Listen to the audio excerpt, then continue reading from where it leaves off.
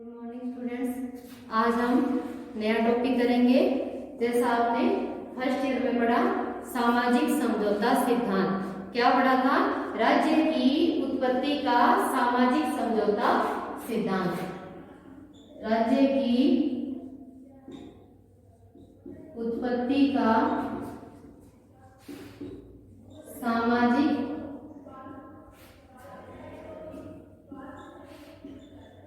समझौता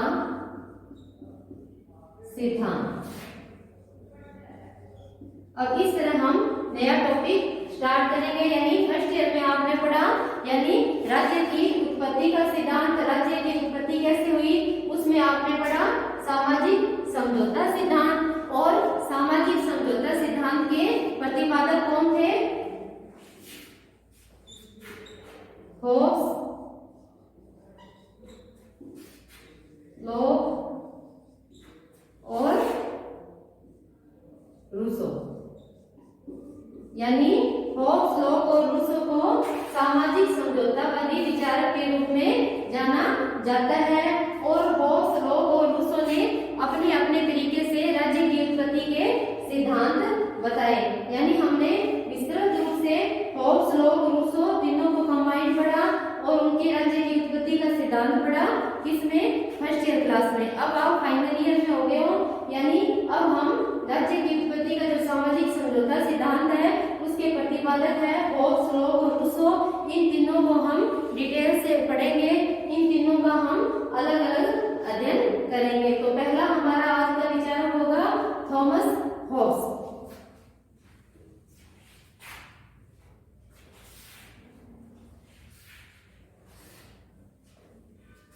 इनको क्या है?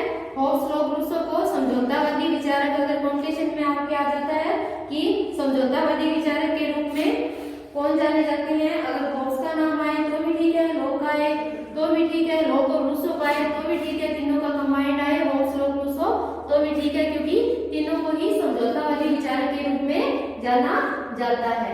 यानी आज हम करेंगे होब्स। पूरा नाम क्या है? Thomas Hobbes. इन्होंने क्या है? राज्य की उत्पत्ति का सिद्धांत दिया। यानी क्या है? प्रारंभिक अवस्था में राज्य कैसा था, यानी वर्तमान में कैसा है और भविष्य में यानी कैसा होगा। यानी क्या है? प्राकृतिक अवस्था में यानी पहले, यानी होब्स ने मानव स्वभाव को कैसा माना है, यानी मानव स्वभाव कैसा था होब्स के अनुसार। होब्स ने कहा कि उसके समय में यानी मानव स्वभाव का उसने वर्णन किया है और कहा है कि मानव स्वभाव क्या था? दरिद्र था, गंदा था, बर्बर था और अपनी आवश्यकताओं को ही ध्यान में, दरिद्र था, बर्बर था, ठीक है, शक्ति का बोलबाला था,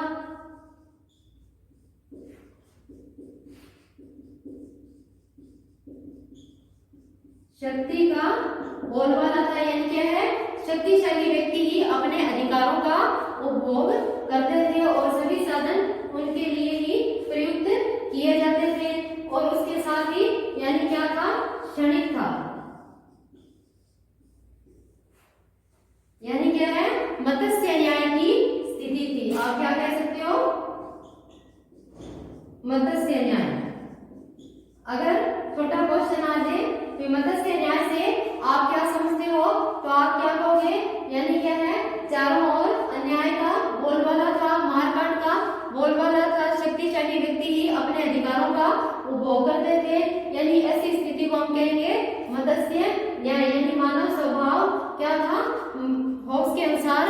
दरिद्र था, गंदा था, बर्बर था, झगड़ालू था,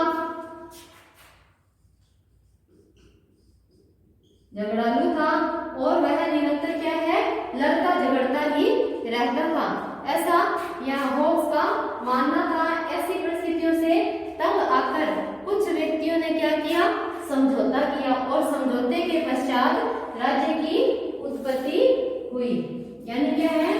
पहले हम मानव स्वभाव पढ़ेंगे, फिर प्राकृतिक अवस्था कैसी थी, दूसरा हमारा ये आएगा प्राकृतिक अवस्था कैसी थी? किन परिस्थितियों से तंग आकर मनुष्य ने समझौता किया?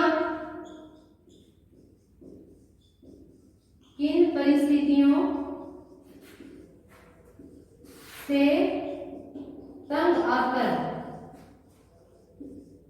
मनुष्य ने समझौता किया? तो आप क्या कहोगे? मत्स्य न्याय यानी मारवाड़ का बोलबाला था, शक्तिशाली व्यक्ति ही अपने अधिकारों का प्रयोग करते थे, ऐसे में ने समझौता किया। और समझौता क्या था? समझौता प्रत्येक व्यक्ति ने दूसरे व्यक्ति से किया। समझौता क्या था?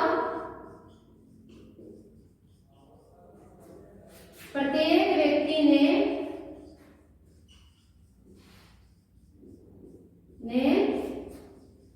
दूसरे व्यक्ति से प्रत्येक व्यक्ति ने दूसरे व्यक्ति से किया। और क्या है? निरंकुश राजा की कल्पना की। पांचवा पॉइंट हमारा क्या होगा? निरंकुश राजा की कल्पना की, यानी क्या है? संप्रभुता का सिद्धांत दिया, यानी ऐसे राज्य की उत्पत्ति हुई। यानी हम कहेंगे मानव स्वभाव कैसा था, थॉमस होब्स के साथ प्राकृतिक अवस्था कैसी थी, किन परिस्थितियों से तंग आकर मनुष्य ने समझौता किया, यानी क्या है? मत्स्य न्याय की स्थिति थी, मारकाट का बोलबाला था, क्या व्यक्ति झगड़ालू प्रवृत्ति का था और निरंतर झगड़ता ही रहता था। इन परिस्थितियों से तंग आकर मनुष्य ने समझौता किया। समझौता किया प्रत्येक व्यक्ति ने दूसरे व्यक्ति से किया। और क्या है? एक राजा की स्थापना की जो कि निरंकुश था, और इसे हम संप्रभु भी कह सकते हैं। यानी इस पर संपूर्ण, इस पर आधारित ही हम अध्ययन करेंगे। और ये भी इस टाइप के आपके क्वेश्चन आने हैं। स्टार्टिंग में मैं आपको बता देती हूँ कि थॉमस होब्स यानी कौन थे, उनकी जीवनी के बारे में। वैसे ये क्वेश्चन में यानी कम ही आता है, मैं उनसे आप बड़ी क्लास में आगे हो, बड़ी क्लास में यानी आपको यानी सिद्धांत ही यानी थॉमस होब्स का सामाजिक समझौता सिद्धांत या मानव स्वभाव या प्राकृतिक अवस्था या समझौते का स्वरूप क्या था या संप्रभुता क्या थी, इसके बारे में ही आपको बताना होगा। यानी समस्त मानवता में शक्ति वृद्धि की लिप्सा शाश्वत और अत्यधिक तीव्र रूप में बनी रहती है। यानी हम कह सकते हैं कि यानी मानव एक जिज्ञासु प्राणी है और उसमें क्या है? शक्ति अर्जन करने की या शक्ति प्राप्त करने की लालसा क्या है? निरंतर बनी रहती है। और मनुष्य की यह लालसा कभी लुप्त होती है जब उसकी मृत्यु हो जाए। यानी मृत्यु यानी जीवन पर्यंत चलती रहती है, मृत्यु के पश्चात ही उसकी ये लालसा खत्म होती है। यह प्रवृत्ति इसलिए नहीं होती कि अधिक शक्ति प्राप्त करने पर मनुष्य अधिक आनंद का अनुभव करता है, अपितु इसलिए कि ऐसा न करे तो इस बात का क्या आश्वासन है कि जितनी शक्ति उसके पास है वह बनी रह सकेगी। यानी व्यक्ति एक जिज्ञासु प्राणी है और क्या है? वह निरंतर यानी अनवरत शक्ति प्राप्त करने की यानी प्रयासरत रहता है जब तक कि उसकी मृत्यु ना हो जाए। और अनवरत शक्ति प्राप्त करने का उसका लक्ष्य यह होता है कि उसकी शक्ति कहीं कम ना हो जाए। ये कथन किसका है? होब्स का।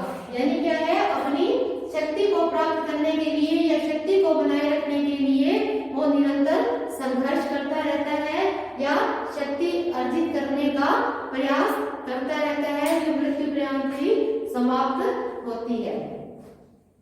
अब हम आगे करेंगे यानी थॉमस होब्स का संप्रभुता का प्रथम प्रामाणिक व्याख्यान। यानी हम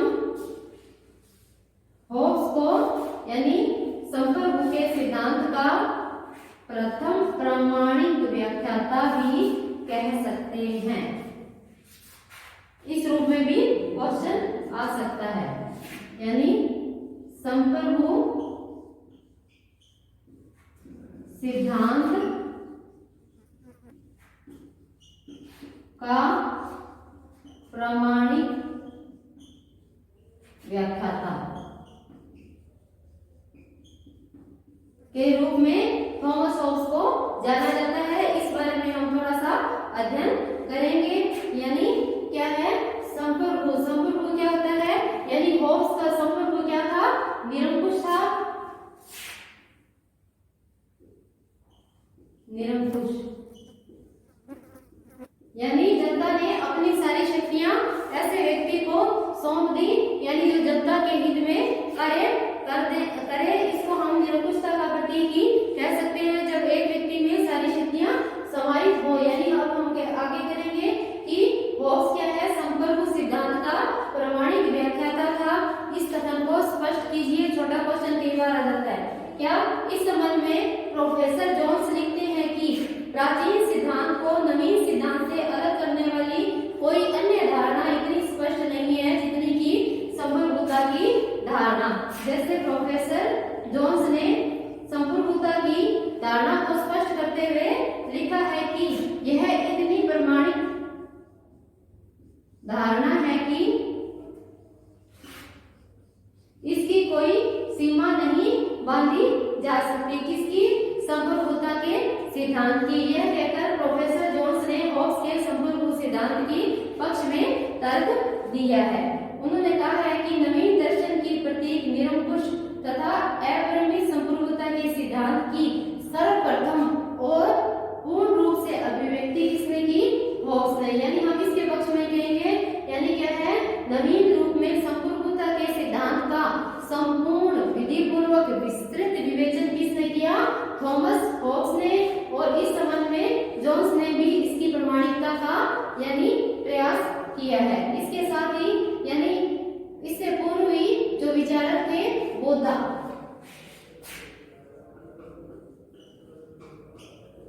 इन्होंने भी यानी संप्रभुता के सिद्धांत के बारे में कहा है कि संप्रभुता राज्य की वह सर्वोच्च शक्ति है जिस पर कानून का कोई बंधन या शक्ति नहीं है। यानी संप्रभुता राज्य की वह सर्वोच्च शक्ति है जिस पर कानून का कोई प्रतिबंध नहीं है।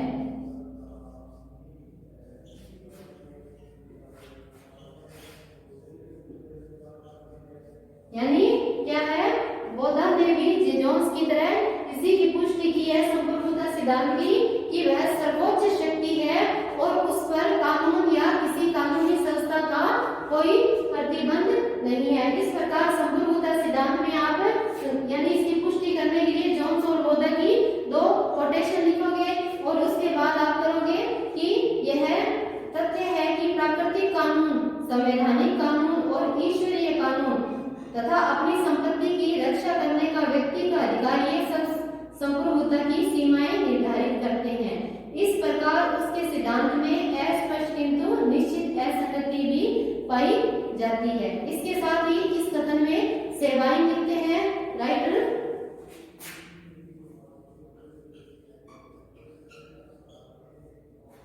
दो नंबर के क्वेश्चन में आप इन तीन राइटरों की कोटेशन लिख देंगे तो उसमें इतना सफिशिएंट है। यानी सेवाएं लिखते हैं कि बोधा ने संप्रभुता पर जो असंगतिपूर्ण मर्यादाएं आरोपित की थी, हॉब्स ने उससे बिल्कुल ही मुक्त कर दिया। यानी क्या है, हॉब्स का जो संप्रभु है वो जनता के हित में ही कार्य करेगा। यद्यपि उसे सारी शक्तियां सौंप दी गई है, लेकिन जनता यानी क्या था, मत्स्य न्याय की स्थिति थी। ऐसी स्थिति से दुखी होकर मनुष्य ने अपने राजा की उत्पत्ति की और वो जनता के निरंकुश भले ही हो, लेकिन वो जनता के हित में ही कार्य करेगा। आगे हॉब्स संप्रभुता का पद उस व्यक्ति समूह को देता है जो कि लोग अधिकार हस्तांतरित करते हैं। यानी क्या है, यानी उस व्यक्ति को देता है जिसे लोग अपनी सत्ता सौंपते हैं। यानी अव्यवस्था और सामाजिक अव्यवस्था को दूर करने के लिए लोग अपने अधिकार किसी दूसरे व्यक्ति को सौंपते हैं। और इसके साथ ही संप्रभुता राजनीतिक जीवन का एक तथ्य है, एक गणना है। जहाँ कहीं भी नागरिक को राजनीतिक समाज पाया जाता है वहाँ संप्रभुता भी होनी चाहिए। यानी हम कह सकते हैं कि जहाँ राजनीतिक और सामाजिक जीवन पाया जाता है वहाँ संप्रभुता पाई जाएगी। यानी 3 तो आप कोटेशन लिखोगे जोन्स की, बोदर की, सेबाइन की, और फिर क्या कहोगे कि जहाँ राजनीतिक जीवन और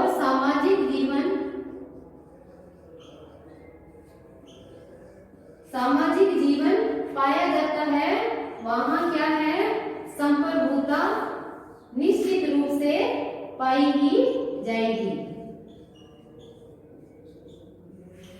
यानी वहां संप्रभुता यानी निवास करती है। इसके साथ ही इसके अभाव में प्रत्येक को मनमानी करने की छूट होगी और राज्य के अस्तित्व का उद्देश्य ही समाप्त हो जाएगा। यानी क्या है, अगर संप्रभुता नहीं होगी, एक व्यक्ति या व्यक्ति समूह के पास सारे अधिकार नहीं होंगे, तो प्रत्येक व्यक्ति जो पहले थॉमस हॉब्स ने यानी मानव स्वभाव में बताया, जो हम आगे अध्ययन करेंगे, यानी क्या है, मानव स्वभाव दरिद्र था, गंदा था, बर्बर था, क्षणिक था, निरंतर लड़ता झगड़ता रहता था। ऐसे में मनुष्य न्याय का बोलबाला था, शक्तिशाली व्यक्तियों का ही यानी अधिकार था। तो क्या है, अगर संप्रभुता नहीं होगी तो प्रत्येक व्यक्ति अपना मनमान्य प्रयोग करेगा और राज्य का स्वरूप भी नष्ट हो जाएगा। इसके साथ ही हम आगे करेंगे कि हॉब्स द्वारा संप्रभुता की धारणा की कुछ विशेषताएं बतलाई गई है। अब अगर बड़ा क्वेश्चन आता है, हॉब्स के संप्रभुता सिद्धांत की विवेचना कीजिए, तो आप इन परिभाषाओं के साथ उसकी विशेषताओं की भी विवेचना करोगे कि संप्रभुता के सिद्धांत की कौन कौन सी विशेषताएं होती है। संप्रभुता के सिद्धांत की विशेषताएं या लक्षण या संप्रभुता के सिद्धांत की कौन कौन सी यानी विशेषताएं कह लो, लक्षण कह लो, ठीक है। संप्रभुता हमने पहले भी पढ़ा और किया, यानी वर्तमान में हम क्या कहेंगे, संप्रभुता यानी एक व्यक्ति या व्यक्ति समूह में सारी शक्तियों का समाहित होना। अब हम पढ़ेंगे आगे हॉब्स के संप्रभुता सिद्धांत की विशेषता। यानी हॉब्स ने क्या कहा, सारी शक्तियां जहां राजनीतिक और सामाजिक जीवन होगा वहां संप्रभु होना जरूरी है। नहीं तो क्या है, प्रत्येक व्यक्ति अपनी मनमानी करेगा और इससे क्या है, शक्तिशाली व्यक्ति ही अपने अधिकारों का प्रयोग कर पाएगा और दूसरा यानी जो आर्थिक दृष्टि से या कमजोर है तो वो अपने अधिकारों का प्रयोग नहीं कर पाएगा। तो हम करते हैं यानी संप्रभुता सिद्धांत की विशेषता। पहला क्या है, संप्रभु समस्त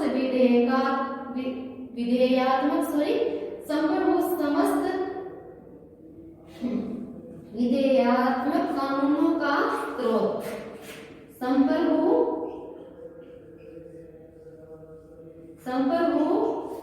समस्त विधेयात्मक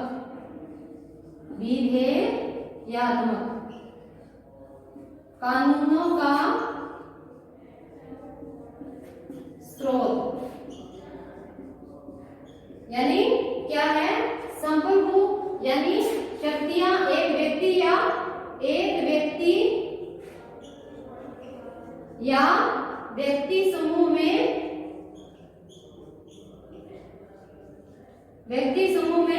समाहित होना। और विधेयात्मक कानून यानी क्या है, यानी संविधान द्वारा या हॉब्स के अनुसार जो निरंकुश संप्रभु है उसके अनुसार यानी कानूनों का स्रोत। यानी क्या है, जो संप्रभु है, जो राजा है, उससे वो क्या है, यानी कानून से भी ऊपर है। जो हमने पहले अध्ययन किया कि समस्त विधेयात्मक कानूनों का स्रोत यानी वह समस्त कानूनों का निर्णायक है। इसमें हम आगे चलेंगे बुक की लैंग्वेज में। हॉब्स के संप्रभु की सर्वप्रमुख विशेषता यह है कि संप्रभु समस्त विधेयात्मक कानूनों का स्रोत होता है, ठीक है। एक तो ये है कि समस्त कानूनों का वो यानी सर्वेसर्वा होता है, या क्या होगे, निर्णायक स्थिति किसकी होती है, संप्रभु की, और वह कानून से भी ऊपर है। इसके साथ ही संप्रभुता का सार इस बात में है कि किसी व्यक्ति समूह को समस्त समाज की ओर से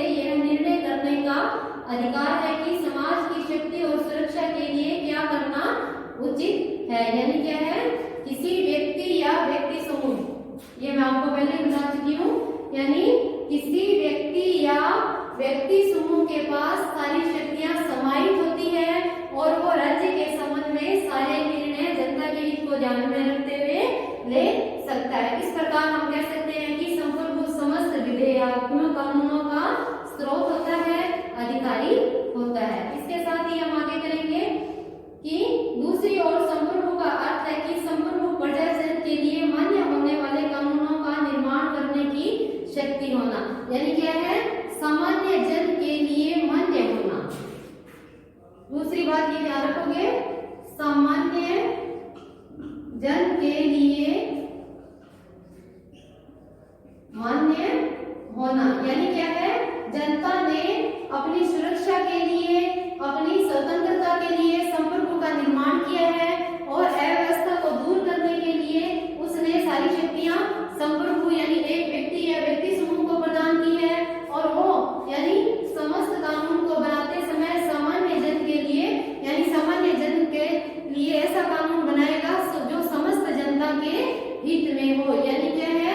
जनता के हित को दृष्टि में रखते हुए ही संप्रभु कार्य करेगा, क्योंकि व्यवस्था को बनाए रखने के लिए ही यानी होब्स के संप्रभु का प्रतिपादन किया गया था।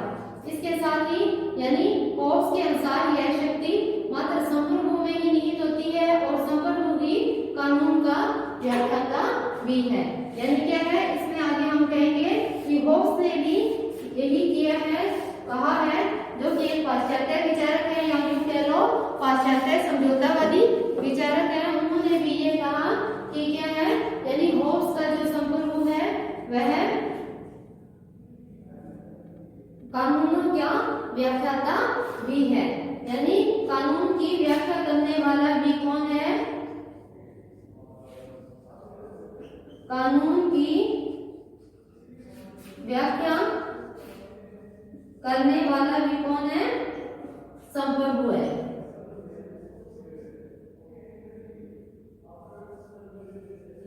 संप्रभु है।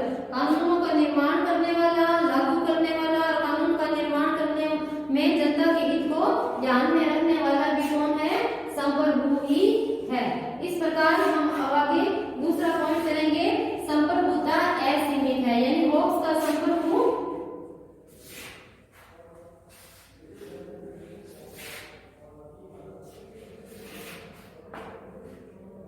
दूसरा पॉइंट हमारा संप्रभुता असीमित है।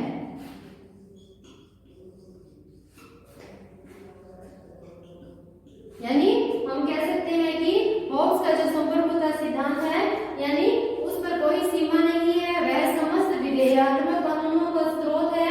यानी क्या है? समस्त कानून में अंतिम निर्णायक स्थिति किसकी होती है? संप्रभु की। तो क्या है? उसकी संप्रभुता असीमित है, आगे विभाजित नहीं की जा सकती। यानी एक व्यक्ति या व्यक्ति समूह में ही निहित होती है। यानी संप्रभुता की एक प्रमुख विशेषता होती है उसकी असीमितता। यानी क्या है? संप्रभुता के सिद्धांत की प्रमुख विशेषता है कि वह असीमित होती है, उस पर कोई नियंत्रण नहीं होता। इसके साथ ही संप्रभुता लाही ईश्वरीय, प्राकृतिक और अन्य कानून से बाध्य नहीं है। आप क्या कहोगे? ईश्वरीय प्राचीन समय में, प्राकृतिक कानून के बंधन से मुक्त है। यानी प्राकृतिक आपदा या अपन कह लें अतिवृष्टि, ओलावृष्टि जो भी है, ठीक है, उनसे परे है। यदि उस पर कोई अंकुश या नियंत्रण लगाया जाता है तो फिर वह संप्रभु ही नहीं रह जाता। यानी होब्स का कहना है कि उसकी संप्रभुता यानी संप्रभुता का सिद्धांत जो है जिसमें जो संप्रभु है उसकी शक्तियां असीमित है, वह ईश्वरीय और प्राकृतिक कानूनों से ऊपर है, वह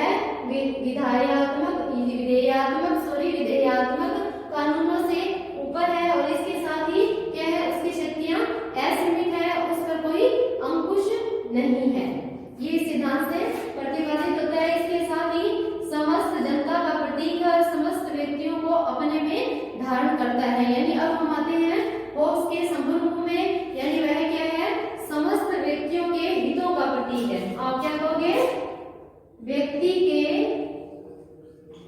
हितों का प्रतीक है। समस्त व्यक्तियों के हितों के प्रतीक के रूप में कार्य करता है और समस्त व्यक्तियों के हितों को ध्यान में रखकर ही वह कार्य करता है। ये है होब्स के संप्रभु के बारे में। इसके साथ ही संपत्ति के कानूनी अधिकार